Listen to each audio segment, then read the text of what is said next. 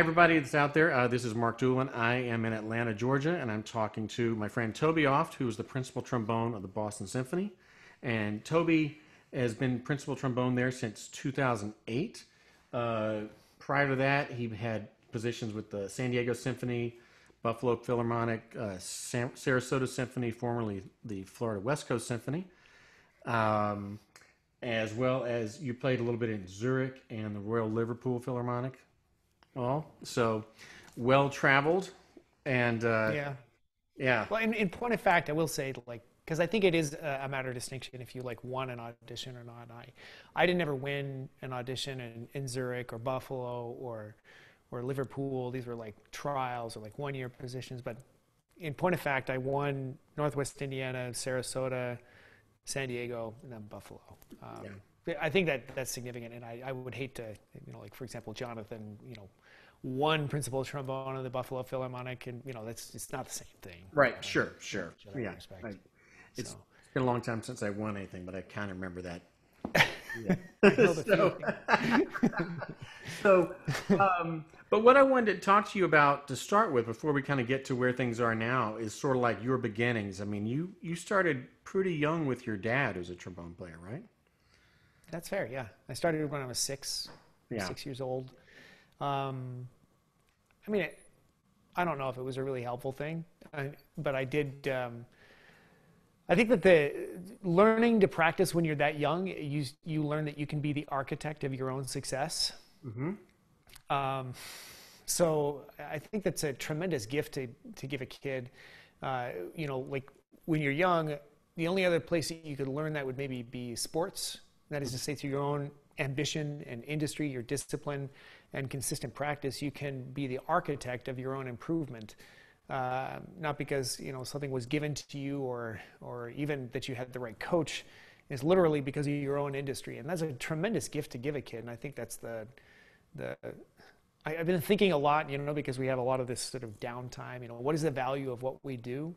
Right. And I believe that this one thing is one of the most significant, if not the most significant thing that we can offer as educators to young people, to strategies for them to realize their own success. Essentially, when I was 6, I became addicted to what practice can do and sort of like applying that to as much of my life as I could.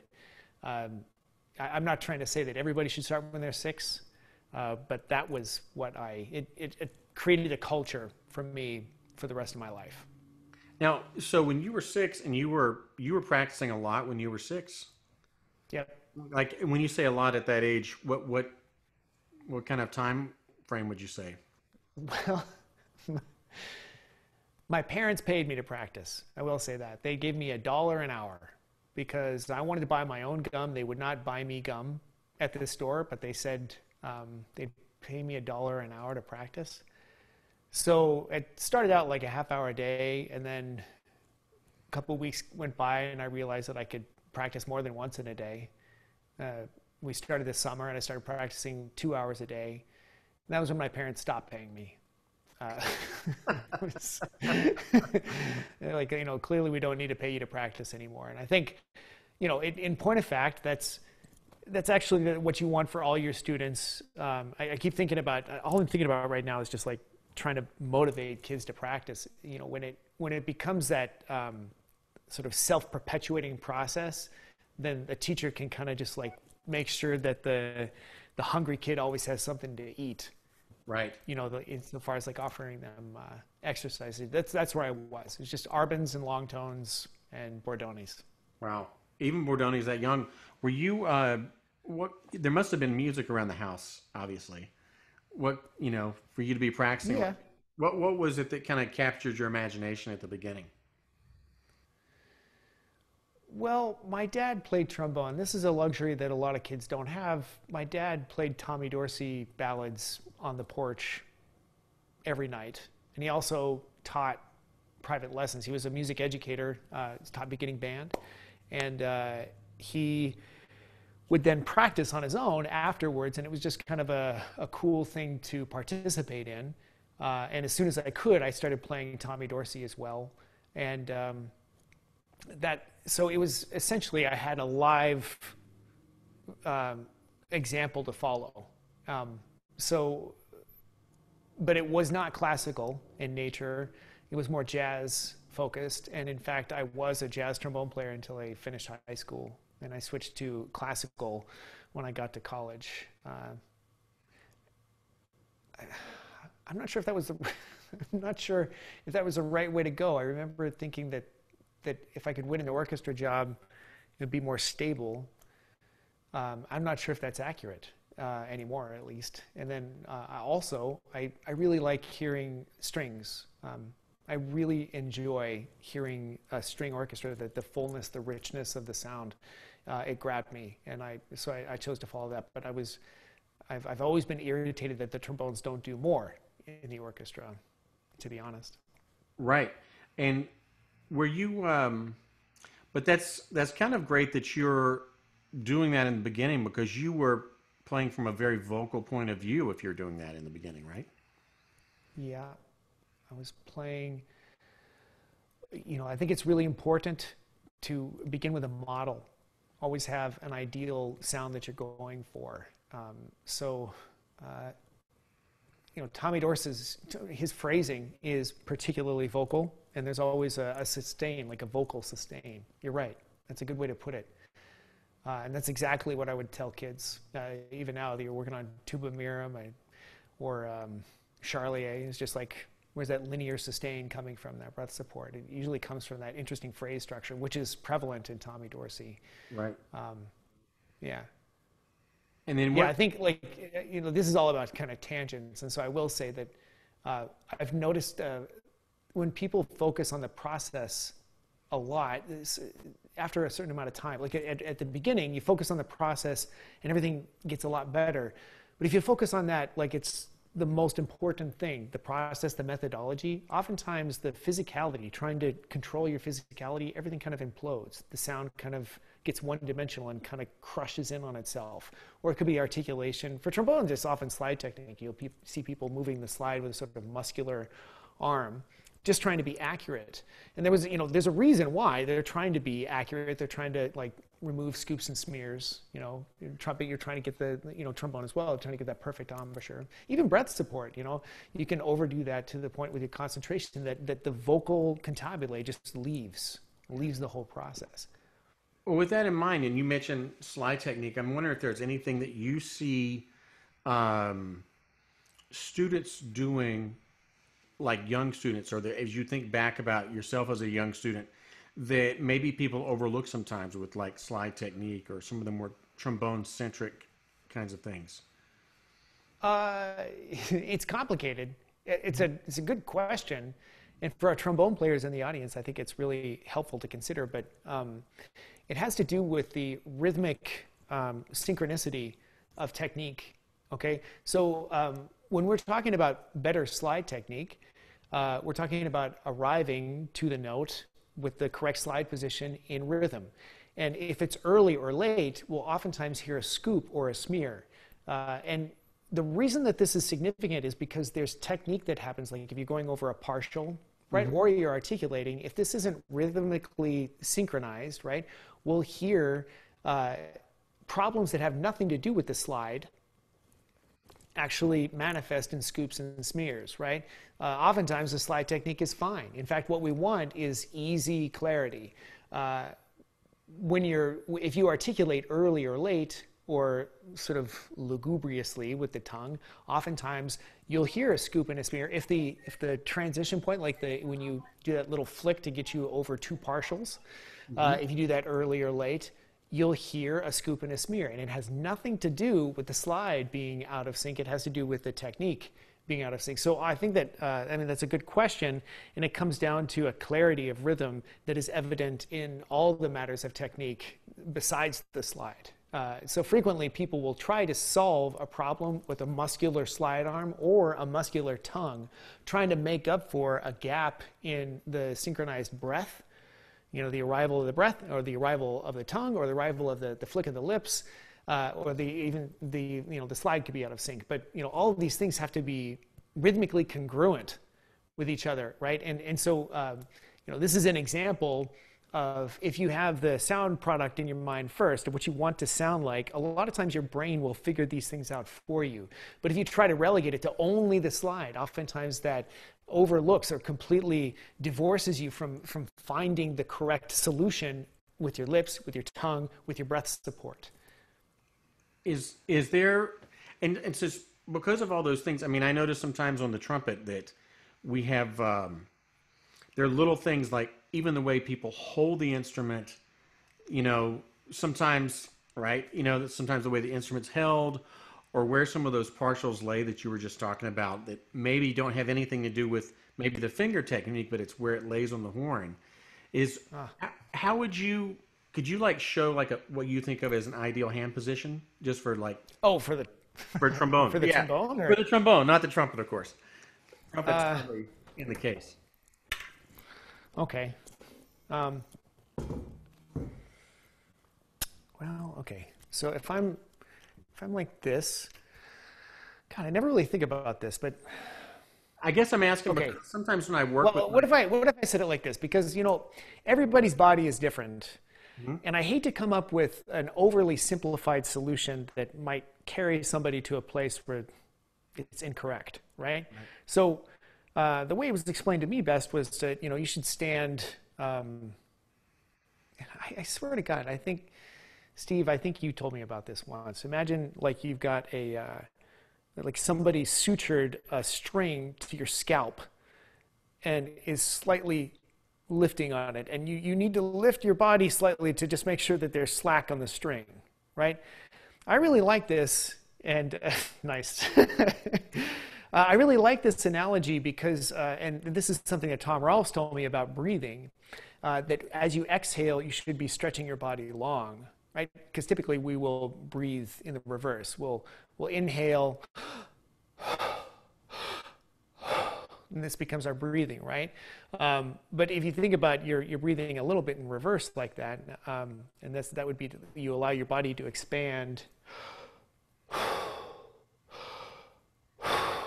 Oftentimes, you're able to move the air much more easily, much more relaxed. And this is the fundamental thing, is like, as I'm telling you how to hold the trombone, you might try to translate that to holding the clarinet or the trumpet or even the violin. And I'm trying to say, you know, like, you need to make your body tall. Let's just start with that. Make your body tall, hold the trombone in such a way that it feels like the trombone's coming to you. And this is, I'll tell you, the most common problem, and I catch myself doing this as well. And this is one of the main reasons that I think it's important to video record yourself. Your best teacher is you. Okay, just everybody realize that, like, your best teacher is you, and you just don't allow yourself the opportunity to look at your playing objectively. The way you would do that is to video record yourself, okay, and be your teacher. Okay, what would your teacher say? So this is what I observe of myself and a lot of my students as they put the horn up to play. They start to reach like this, okay? They start to reach with their neck, okay? Some of that could be because you're trying to reach for that embouchure pressure, the instrument on your face, right? Some of it because you feel like you're running out of air, and you can support better with the power in your sound by flexing, and that does give you a little bit of oomph at the beginning, but really quickly that physicality shuts down your tone production, your resonance. The ring in the sound will disappear after about 2 or 3 notes. And so ideally, you're making your body tall, stretching your body tall as you exhale, and that support is allowed to come from here, right? And you've got very easy pressure on the face. So, yeah, this is what it looks like when I play. Yeah. I wanted to ask that question mostly because a lot of times if I work with young students and I see young trombone players, I see that the hand position sort of all over the map.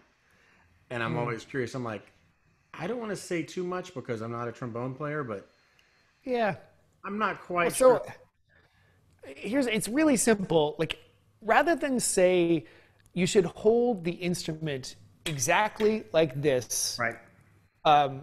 Because everybody's body's different, right?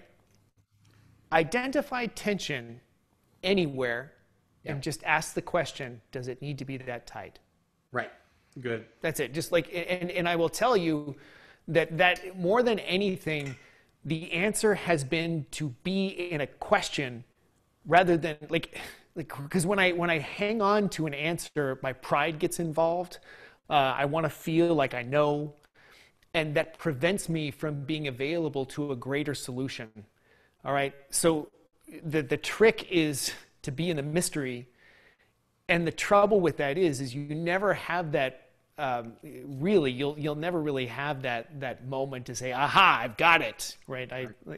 You don't get that ego rub like you do when you figure out the mystery or the math equation. You're like, "Aha, I'm smart!" Like. Right. Yes. You really do have to forego your ego and be in the question, and that's essentially. You're talking about posture, but essentially, to me, that's what a warm-up is. You've got like long tones, you know the notes. It's easy for your brain to kind of check out, unless you're in the mystery, essentially asking yourself, is there a way I can do this easier? Is there a way I can do this easier? And essentially, you answer the question. I tried less pressure. Does it sound better? No? Okay, we'll put a little more pressure in it. Let's try something else. I dropped my shoulder. Does that sound better? Yeah, it does. Well, keep doing that. And that's what long tones afford me. At this point, I think that a lot of times young people look at long tones as strength-building exercises or embouchure-building exercises, and they can do that. But eventually you get to a point where, I can do long tones. It's not a problem, and I'm trying to figure out how to do everything that I've done in my life up to this point, but more efficiently. And you find that by being in the question, essentially asking yourself every moment, is there a way I can do this easier? Right. Right. And so that's a great way to look at it, because it is very easy when you're giving instruction to just say, here, here, here. Do this. Do this, do this, do this. And instead of asking the questions. And that's such an important part of teaching. Yeah. What about, so you were listening to Tommy Dorsey when you were young, and your father's a music educator. Was there much singing or vocalizing of things when you were young? No. Yes, but not in the house. I was in youth choirs a lot. I've always had good pitch. Mm-hmm. But in fact, I'm kind of proud to say, as hard as your degree is at Indiana, I was so good at ear training, I actually tested out of a semester of ear training. It was like, I've got a good ear. I've always had a good ear. Okay. We balanced each other out, Toby. We were like, we were very imbalanced. I added the semester you took away. Well, I was not a good student. I got B's and C's in music theory, and music history was hard at Indiana. But ear training, and piano, I did all right. Although I'm going to guess, though, that you and I have talked before. Like I think the last time we talked, somewhere along the way, we were like, I wish I could take music history again. Exactly. Yeah, exactly. It was a much better ear training student now than I was as a student. Yeah, well, I want to study it now because it was fascinating. It was just, I took it over the summers, and so just the amount of material that we needed to learn was like trying to take a drink from a fire hose. It just couldn't. It was just so much coming at me, and moreover, I wanted to practice. And so, I'm not saying that's what everybody should do, but that's what I did, and it was a risk, and I'm not really proud of it. Now that it's all said and done, I find myself still like breaking out my my music history book, and wanting to study that early music. It was the early music that was harder, at least for me, than the modern music. I found that a little easier to connect with, but I just find it fascinating how music evolved to be what it is today. Yeah. Just utterly fascinating. But Indiana. Oh. Well, but while we were there, now this is the next question. I'm sure this is something you've talked about a million times, but most people, if they see you now, you look like a normal, regular trombone player, but your embouchure was pretty to the side back then. It was, yeah. Let me play that a little bit for you. Okay.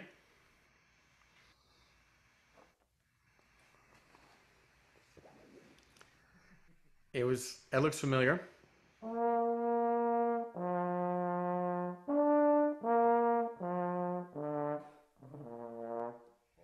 I'll tell you what, that I have not played there in 30 years now. Is it 30? No, wait, 20 years. That's 20 years ago. Okay? Now, it's out the front.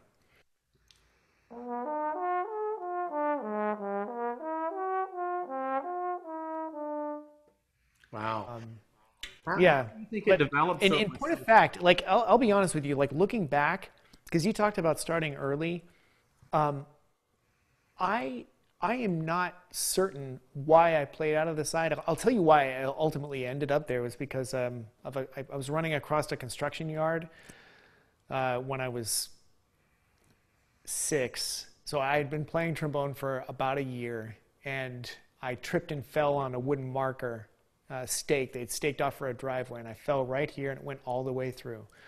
I often thought, I'm not sure if that's the reason that I played out of the side. I mean, I played out of the side. It was the only place that it felt comfortable to play, given all the scar tissue in the middle. But I've seen kids do this. Like, let me grab a different trombone just to show you, because this is similar to what kids start with.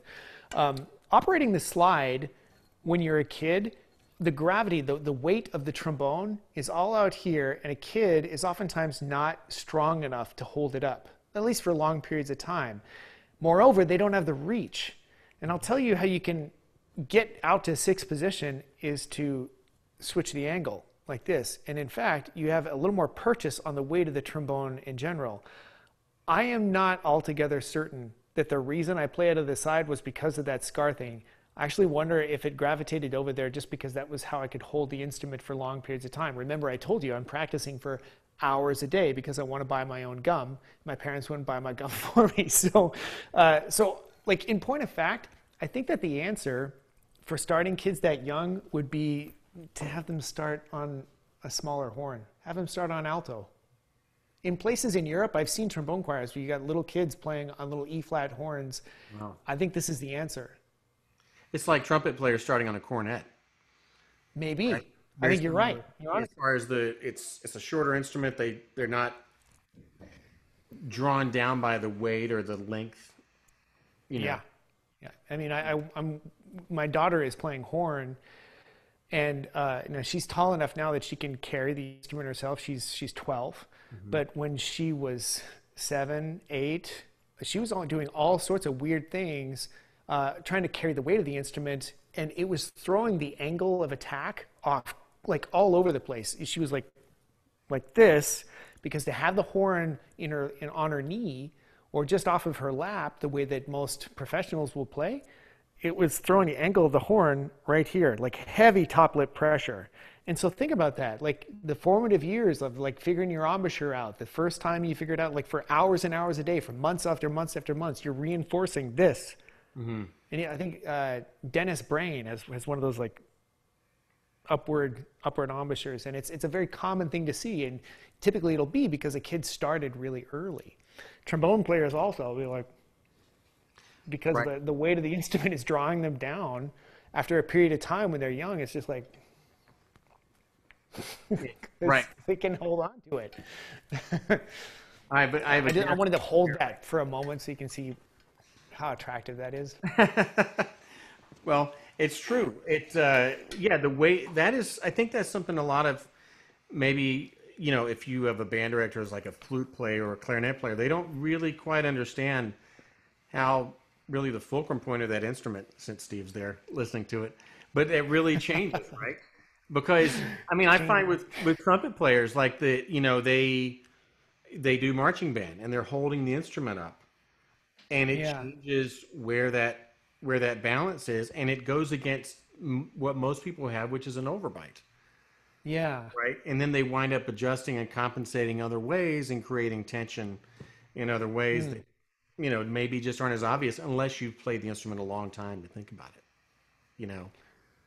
I would say that the answer to that would be to have like maybe a portrait of a model, like if you had Maurice Andre like playing trumpet, like because kids look at that, they'll stare at it and like, they'll like see themselves. And but I do come back to, if you can get yourself to the place of the question, like have a model to begin with, and then how much of this works for me, how much of it doesn't, like to be in the question of like the thing that sort of keeps me going, like the thing that I see in my students as a representative what's the right word? Prediction of success Right. is consistent motivation. And the most consistent motivation comes from a sort of relentless curiosity. And think about the last time that you fell in love. The other person is a fascination, holds a place in your heart, like beyond your mind. Your concentration is just like finding out everything you can about this person. It is like you're utterly curious about everything, their perspective, how did they become who they are? They're just utterly fascinating. And I think about applying that same adage of love to our growth on the instrument, right? So that curiosity of how can I do what I want to do better, what I've been doing better, let alone how do I do what they're doing? Like how do I sound like what this other person sounds like? And then sort of finding your own voice takes a relentless curiosity to carry you through the failure, which is the best teacher, right? But most people experience that failure and they're not curious enough to carry past the ego blow, that they took to carry, so that they continue learning from the failure. All that they remember is the fact that they screwed up. Anyway, Well, and I agree. I think it's important to fail really hard, because guilty.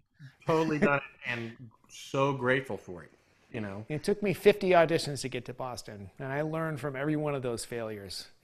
It took me 50, and I think by the time I got to Boston, I had learned so much that I actually I don't miss the failure. I'll be honest with you. Like it was. I can think of a few like really painful ones. That I had some lessons to learn, but I miss learning as much as I learned from auditions. I don't really want to take any more, but like I actually miss that kind of pressure performing. I miss learning from my mistakes. The only time that I learn similarly is when I've got a major solo when we're on tour. Like when the time that I learned the most about my playing and how to deal with pressure and how to mitigate my shortcomings and the things that I needed to practice was when we went on tour with Mahler 3 and Shostakovich 4, which both have huge trombone solos on them. We went on tour in Europe after Tanglewood, so my face was really fried after Tanglewood, which is 3 concerts a week, all different programs, all summer long here in Tanglewood. And then at the end of that, we go on our Europe tour, and that's like Mahler 3 and Shostakovich 4 every night. I learned so much, and I can't tell you how many times I was like this close to like really screwing up. And then one time in Paris, I actually did just like I clammed, and I was like, oh, maybe nobody noticed, but sure enough, they wrote it in the review the next day. Like, perfect. Oh, okay, well.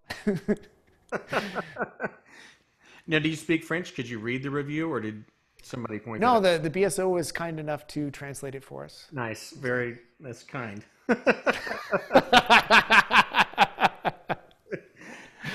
So speaking of that motivation, and I every time I've done one of these chats, I've been a broken record about how fortunate people are that grew up on LPs and CDs, because like you mentioned, like a picture of Maurice Andre, you have that all-encompassing motivation. You have the picture, you have the liner notes, you have all those things, and that's it's harder now, I think, to get the curiosity right in front of your face the same way as when you had those. Yeah. Well, would you agree that the market's a bit saturated with great playing, and we become, like, maybe students become a little immune to the value of great playing, great posture, and like even the lessons to be learned, the music that's published, it's all there at the fingertips. And the trouble with a proliferation of knowledge like that is people become passive, and they're no longer curious because of there's so much value at your fingertips all the time. But if you turn that inward, like what do I want to do? Right. With all, like, you give yourself an agenda, then suddenly it's a wealth of information that becomes a tool for what you want to accomplish of yourself. It's like, I think that's the hard part, is we're just sort of overwhelmed with this saturated knowledge and great playing and great examples of what we hope to be. But what do you want to say? What do you want to say musically? I think that especially now, the grades are gone, the concerts are gone. Why? Why would you do this?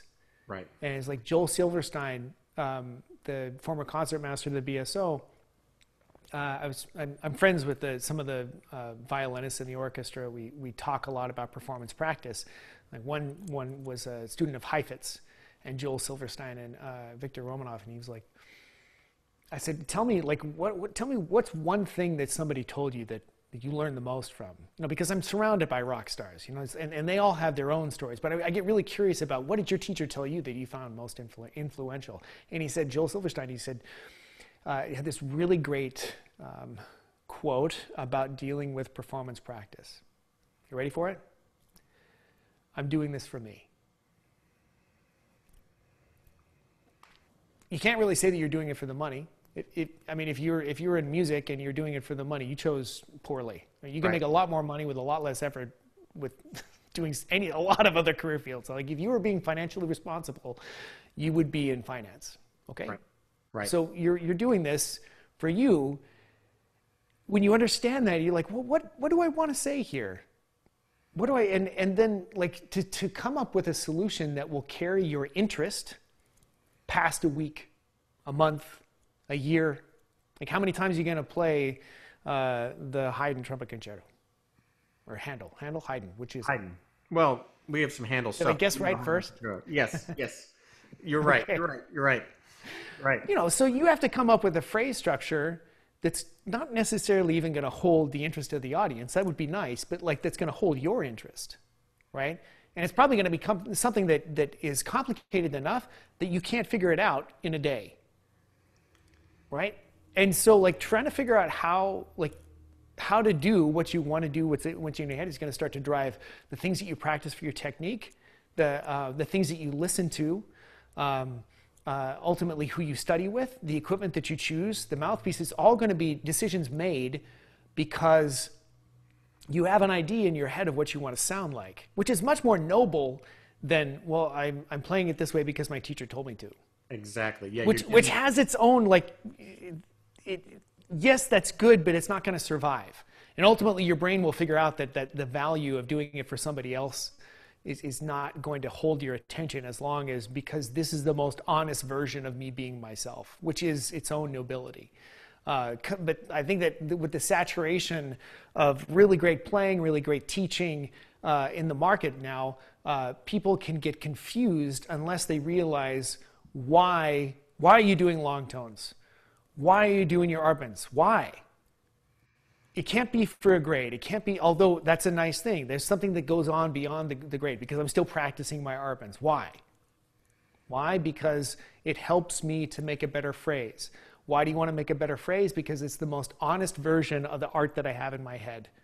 Okay, so this actually carries me through a lifetime of practice instead of a couple of months for a semester for a grade. Right.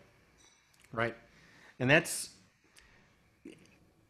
a very mature thought. It's hard to get that through to youngsters sometimes. Yeah, if you're talking to 12-year-olds, it's hard. But even 22-year-olds have a hard time.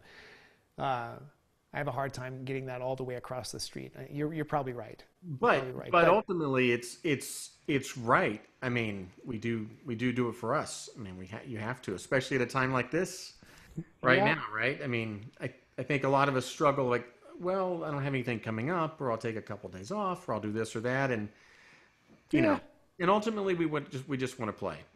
So what. Yeah. So back to when you were young. I mean, what equipment did you start on, like mouthpiece wise? What was that? I had a King 3B Silver Sonic. Mm-hmm. It had a sterling silver bell with gold innerplate, literally 22 karat gold plated on. I think I still have it. Got a rich sound. There was real clarity to the tone color itself. Ultimately switched to a Con 88H for a few years when I was in high school, and then arrived at a Bach 42 when I left high school.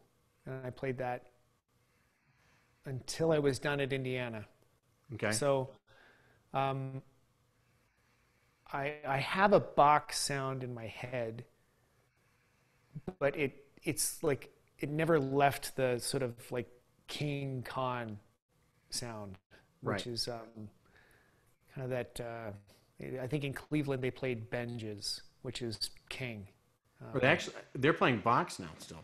They are, yes, but like back in the day. Oh, back in the day. Oh, yeah, they're all on Bach's now, but back in the day, they had that, and then like the Con 88H sound that's more of like a European orchestra. That's like, in my head, for trombone, that's about as close as you can get to a Deutsche Posaune, like an American Deutsche Posaune sound, like that Christian Limburg sound, that kind of like really exciting clarity. But the heft is what was missing, and so I like that kind of Bach sound.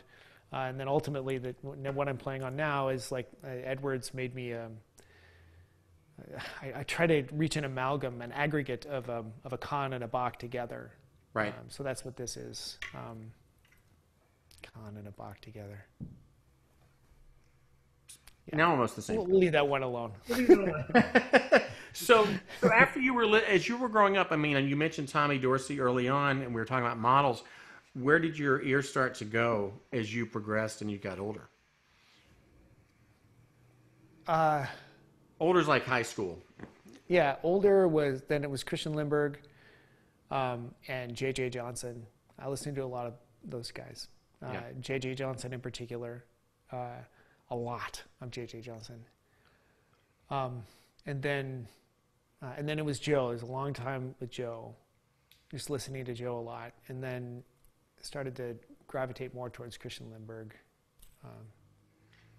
And now I don't listen to trombone players that much at all. I'm listening to vocalists. It's right. all I can't, and I wish that I would have started sooner. But I started to math this out.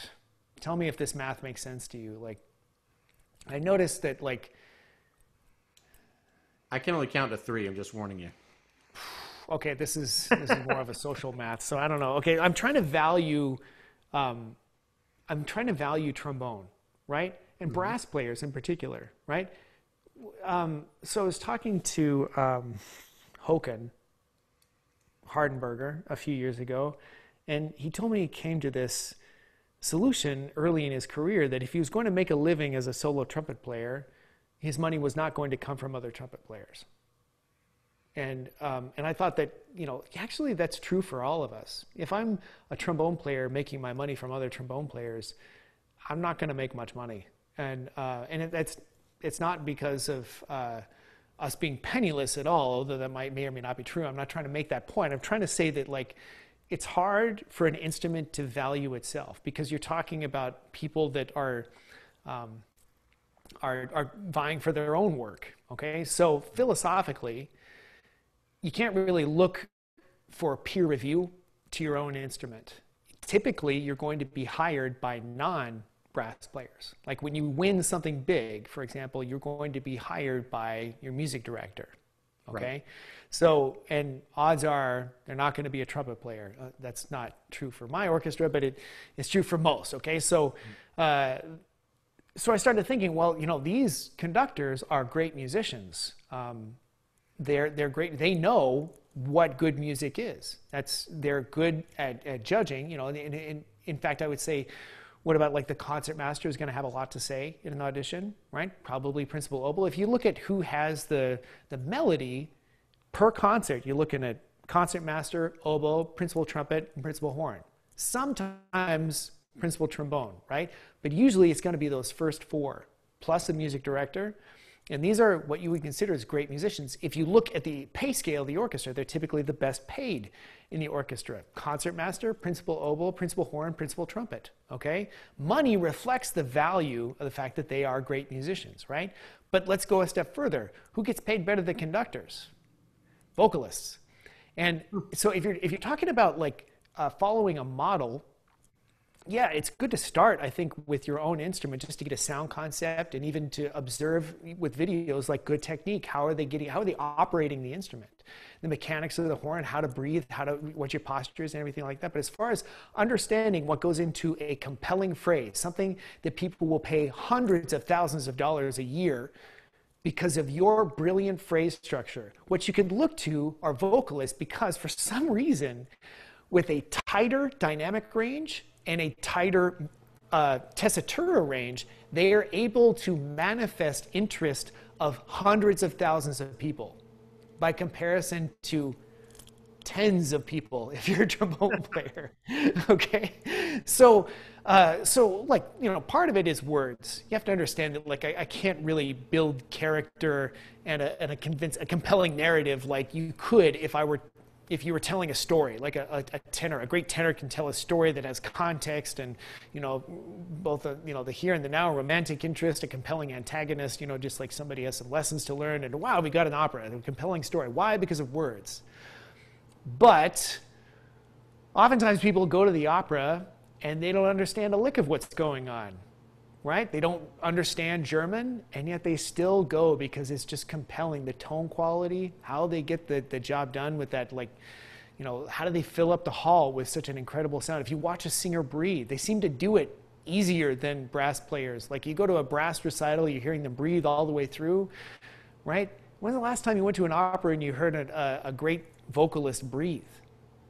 You know, so like I feel like they have a lot of things figured out that we need to try to hold ourselves accountable for. And the number one thing would be compelling phrase architecture. Mm-hmm. We're chasing our own tails, right? Trying to follow other instrumentalists that play our same instrument instead of putting that finish line 100 yards further away to try to find a greater model. Yeah. Okay? So like now, like before, like I'm listening to great trombone players. I'm trying to copy their technique, their phrasing, their tone color, their everything that I can. I'm like white on rice on a paper plate, a styrofoam cup of milk in a snowstorm. That's me trying to figure out another trombone player, right? But now it's like a puzzle where I'm trying to figure out why is Kwastov so awesome? Why is Jonas Kaufmann is like, I listen to this tenor and I'm like, oh my God, how does he create these phrasing? How does he pace the rhythm? How does he pace the dynamics, right? And I can literally pick up my horn, go on IMSLP and find the Strauss song or the Schubert song that Kwastov is singing, or the Mozart aria, and just try to copy all of the elements of phrase structure that will directly apply to the trombone, especially tone color. And I just feel like, you know, to tie a bow on it is, I'm saying that we as an industry, like brass players as an industry, are kind of losing our way following each other. We need to be like aiming a little higher, and it's actually a bit more accessible than we think, because it's not about playing louder, it's not about playing faster, it's about playing with dynamics and rhythmic pacing on a simple melody, because vocalists get paid so much more, and it's not for good reason. It's not for bad reason, right? They are great musicians. Let's start with that. And then technique starts to serve your musical goals much more fundamentally. You understand? So like, why are you practicing your scales? Because I want to be able to do this effortless phrase like Kwastov does, right? Or like Jesse Norman does, right? I want to figure out how to do my scales better, elegantly, easily, so that people aren't distracted by my terrible technique and they can hear this incredible tone color just like Jesse Norman. Right. That's why brass ensembles still play transcriptions of vocal music, right? I mean, I think it's a variety. I mean, what I've discovered myself is that on IMSLP, a lot of my research now is just I go through, I type in Mozart soprano aria, and I just listen until I find something I like. And because it's Mozart, it's public domain. I go on IMSLP, I can download it, put it on the iPad, and immediately I'm just like following whatever vocalist I'm hearing. I'm just like trying to follow their pacing, their breathing. First thing I do is take breath dictation, then I take dynamic dictation, then I take articulation dictation, because, you know, like T is going to have a harder syllable than an R, yeah. Right? So anyway. So who would you say that you listen to the most? I mean, you mentioned Kwastov and Jesse Norman. Yeah, Kwastov's he's at the top, but Kaufmann. Hang on, I'll tell you who's on my playlist the most right now. Just bear with me. I see Steve's on here. I'm curious about this from him. I'm going to unmute him. Graham Johnson and Jean-Paul. Wow, I can't read that. Hey, Steve. Good evening, sir. How are you doing? Beautiful day in Chicago. Somewhere over the rainbows where you are. Exactly. We've had a little stormy evening. Yeah.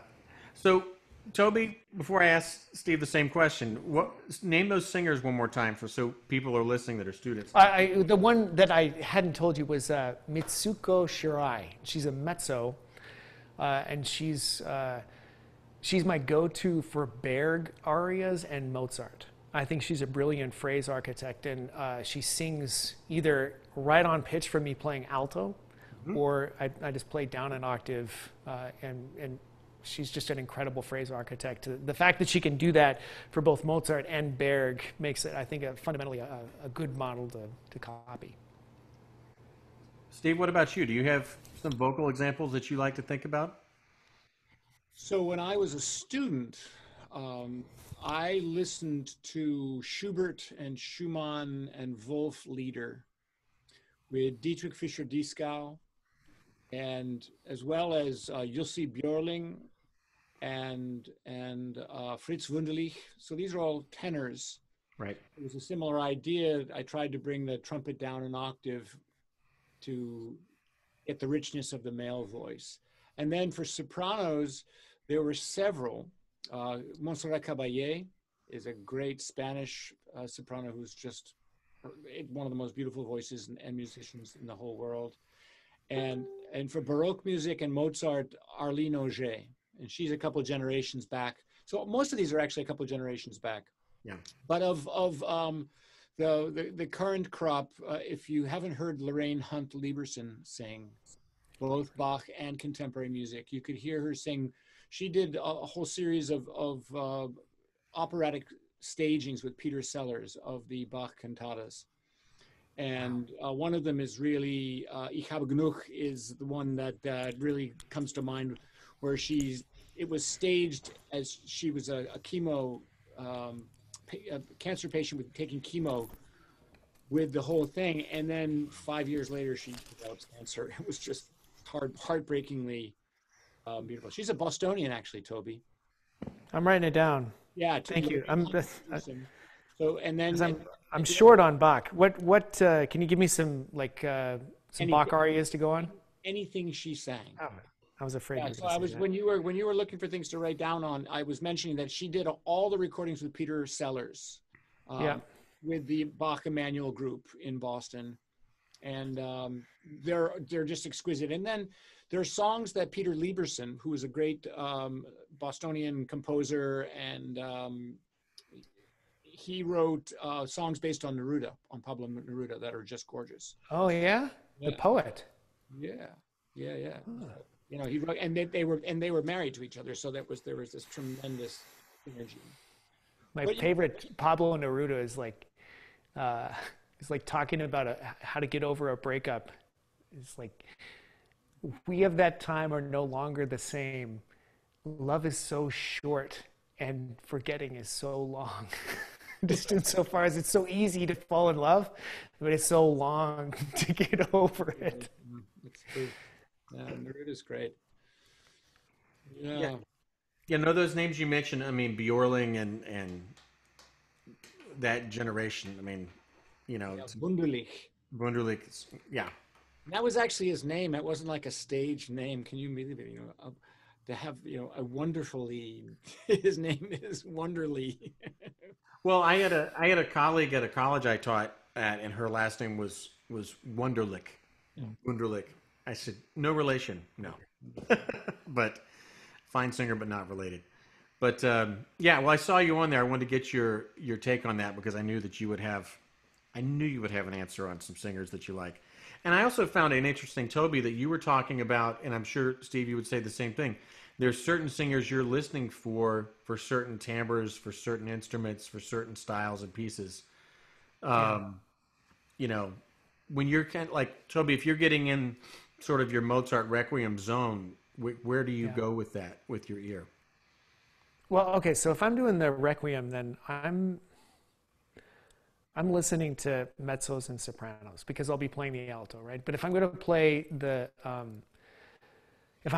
tuba